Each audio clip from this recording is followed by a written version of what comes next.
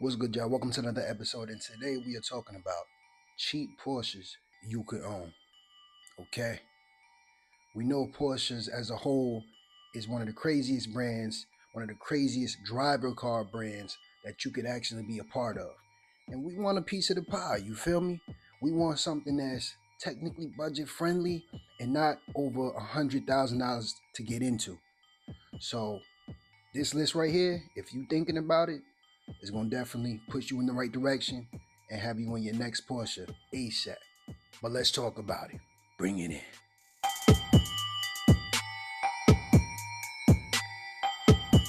What's good, y'all? Welcome to another video. And before we get started, of course, I need to let y'all know Christmas is right around the corner. I know a lot of y'all do late shopping. It's okay, me included. But if you still are in the market and you're still trying to get something, the link will be in the description of this video. Make sure you shop, get what you need, hoodies, sweatshirts, t-shirts, whatever you need, I got it for you. So make sure you go in and you cop that for yourself, for the fam, to look better, to look good, you feel me? Because that's what we really about. Without further ado, let's get back into this video. Number one, that would be a 2005 to 2012 Porsche Boxster S. This is the 987 and also the 987.2. This comes equipped with a 3.2 liter flat six, 280 horsepower, 236 pound-feet of torque. But they wasn't done. In 2007, they went to a 3.4 liter, 295 horsepower, 252 pound-feet of torque. But they don't stop there. In 2009, which is considered the 987.2, they went to a 3.4 liter, 310 horsepower, 266 pound-feet of torque. 0 to 60, 4.8 seconds. So, as you may know, the Boxster is usually everybody's entry-level Porsche. It's a convertible, yeah, and some people may not like convertibles, but it's still a Porsche at the end of the day. It's still going to drive great. It's still going to be relatively reliable. Believe it or not, this is average to good reliability. As long as you stay ahead of your maintenance, you shouldn't have any major problems. This car's going to handle well.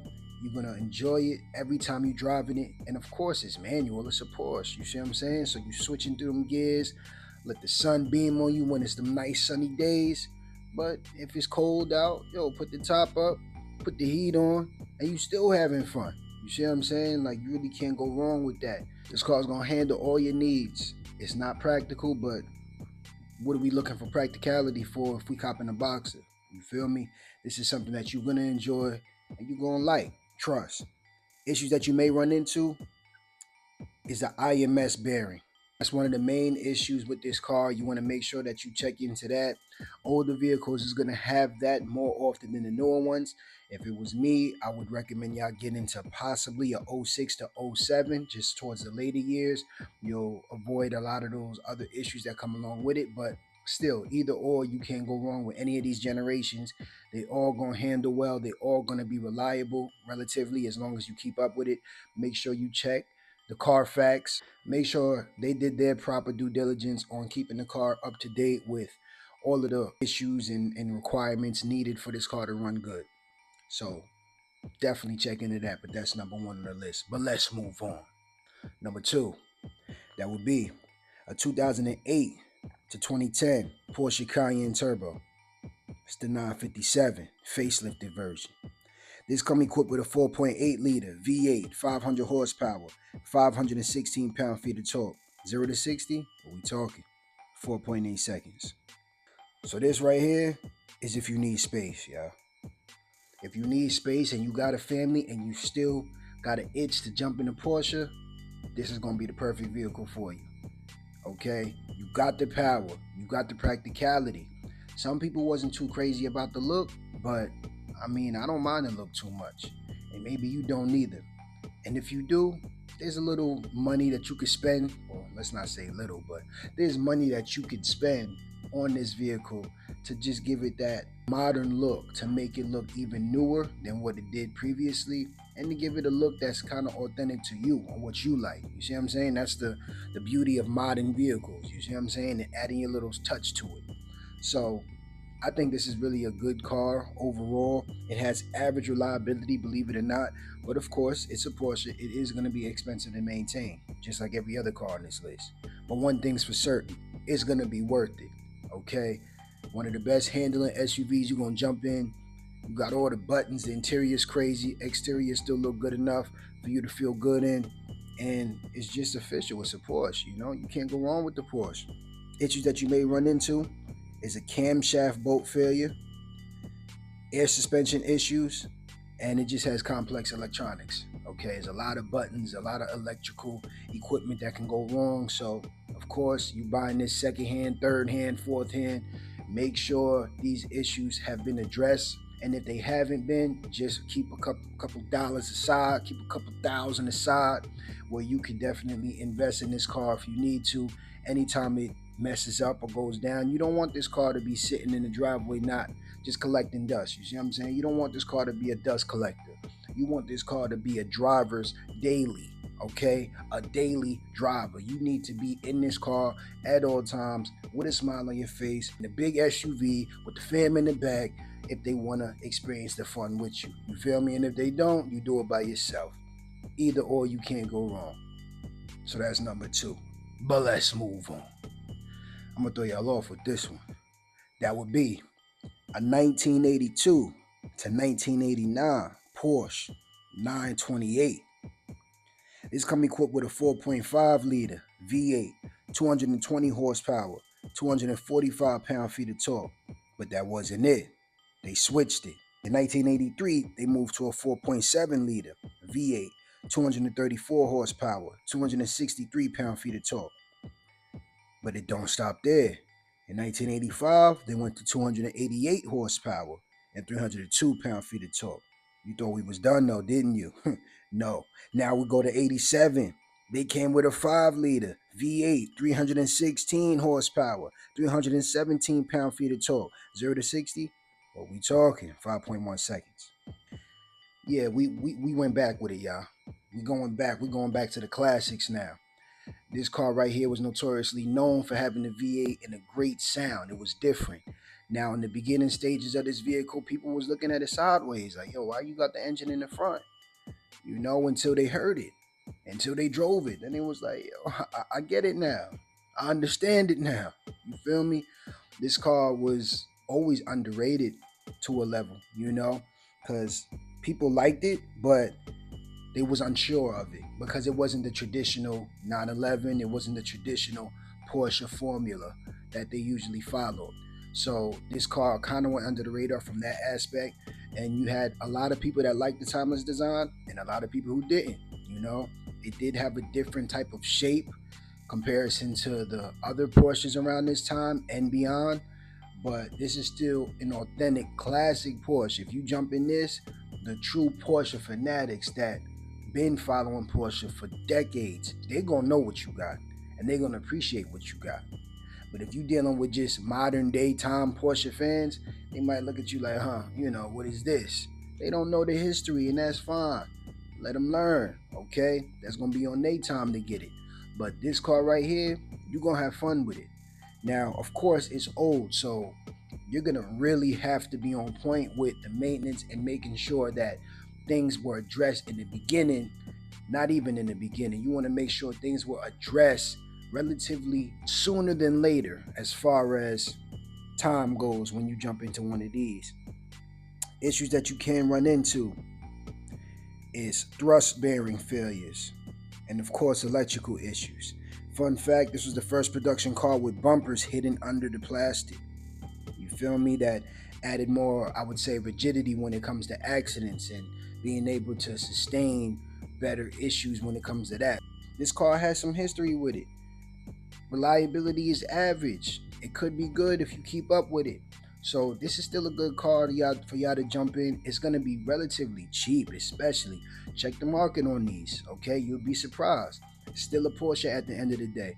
And if this is running good, you still got a big V8 in here. It's going to sound different. It's not like common Porsches, you feel me? And you pull up to a little Cars and Coffee or whatever, they're going to see this. They're going to be like, yo, I ain't know about that. Or they're going to be like, yo, look what he pulled out.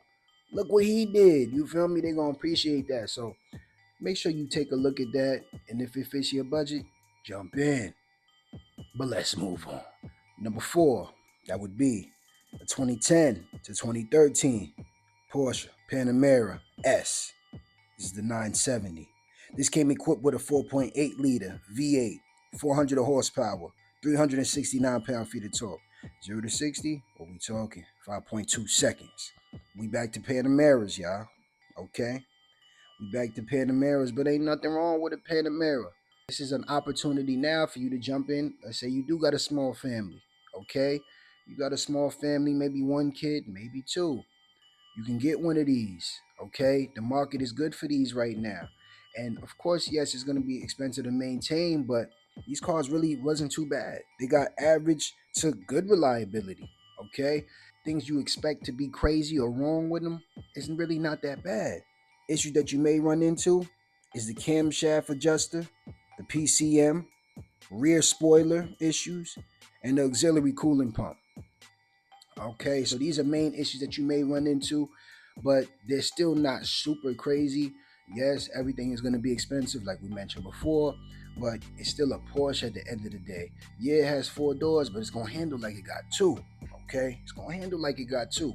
You're still going to be able to burn a lot of people off the line if you want to do that, but you're still going to be able to whip it in the corners. You feel me? And that's going to be the difference between a Porsche and an average car. You see what I'm saying? Yeah, a lot of cars is fast in a straight line, but can they whip them corners with you? Most likely not. So I think it's a good option. And again, you have options, you have choices within this year span of what you would like. Of course, I will go with the S, but hey, that's up to you to decide. But let's move on. Number 5, about to throw y'all off again with this one. That would be a 1985 to 1988 Porsche 944. This came equipped with a 2.5 liter inline 4, 147 horsepower, 159 pound-feet of torque. 0 to 60, 7.7 seconds. Okay, so now with this, we're not dealing with the speed, y'all. We're dealing with the heritage. We're dealing with the history, okay? You jump in one of these, again, you got to know the brand of Porsche and the history of it to understand what you're driving, okay? The true enthusiasts, they're going to know what you got. They're going to appreciate it. When you get in it and you see how cars was made back then and you see what that car is capable of even today, you're going to appreciate it. You'll be like, man, this is kind of different. Wow, they was ahead of their time with this. Wow. You know, this is a car that, of course, is old, so things is going to be broken or going to break if they haven't already. But just stay ahead of the maintenance. Yeah, parts may be hard to find, but if you can get a really good one that people took care of, this is going to be a nice option for you. And once again, it's not that expensive. All of these cars on this list is $20K and under, so keep that in mind, okay? Reliability, of course, when it came out was average, but some people had below average. But you ain't got to really worry about that too much because you already going to have a big bag saved up when you purchase this car outright because it's really not that expensive. Issues that you may run into is the timing belt can cause damage based on how it was designed. So look into that, okay? And the fuel line was on top of the fuel rail. Okay, so that's another issue in the engine design that can be addressed just to prevent further destruction of this engine or vehicle. So make sure you check into that, see if that's been addressed. If not, you already know what to do. So that's my top 5 cheap Porsches you can afford today. You can jump into today and enjoy yourself and actually have the key with the Porsche brand name on it and feel like, yo, I belong now. I'm here now. We did it. But you already know how I do. I gotta drop a bonus on you, and I'm sure y'all probably seen it coming, but maybe you didn't. And that would be a 2000 to 2002 Carrera 911. Okay, this came equipped with a 3.4 liter flat 6, 300 horsepower, 258 pound-feet of torque.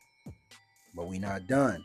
In 2002, they came with a 3.6 liter, 320 horsepower, 273 pound-feet of torque. 0 to 60, what we talking? 5 seconds. Okay, y'all. So we had to bring out the Carrera. We had to bring out the Carrera. This is the 911. Okay, this is the best we can get when we come to a 911 for the price, right?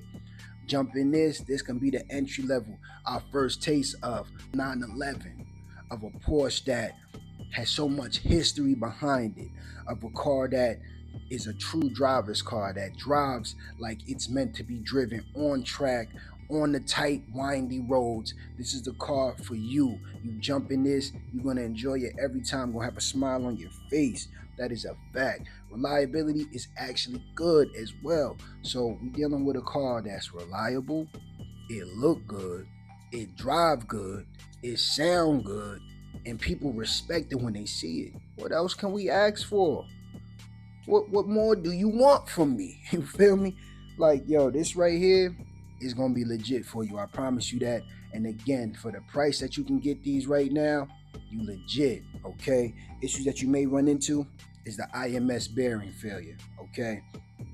Other than that, other minor things, but it's just regular maintenance for a vehicle. So just, of course, with all of these cars, have money put to the side for you so you can definitely take care of these issues when they arise.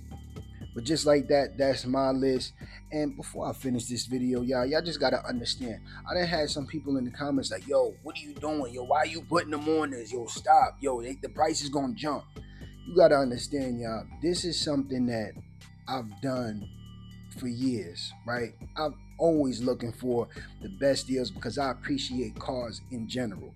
And I know the people who follow this channel or the people who are in tune to keep up with these videos, they feel the same way. You see what I'm saying? So the people who just come around, they may see my video in the recommended feed and they want to see me give game and me give the juice and the source of the vehicles that's really underrated, going under the radar that you can get in today. If they got an issue with that, yo, tell them to leave, y'all. Okay, we really putting the car community on jewels that wasn't appreciated the first time they came around. So this second and third time, guess what we gonna do? We gonna appreciate them. We gonna jump in them if we got the bag, and we gonna enjoy them once we have them. You feel me? But that's just my take on that small little rant. But that's the video, y'all. You already know if it was up to me, what would I jump in? It would have to be the Carrera. You feel me? I'm jumping in that Carrera 911. And if it wasn't that, I wouldn't mind jumping in the Boxster. You see what I'm saying? So either or, I'm gonna be good regardless. I'm gonna be in the Porsche. I'm gonna be able to do what I want to do, drive how I want to drive, and feel good while I'm doing it. But y'all let me know. Jump in the comment section below. Let me know what you would purchase. What would you spend your money on? Okay? But you already know how it goes. If you like this video, make sure you share it. Make sure you subscribe. Just like that, I'm out of here. Peace.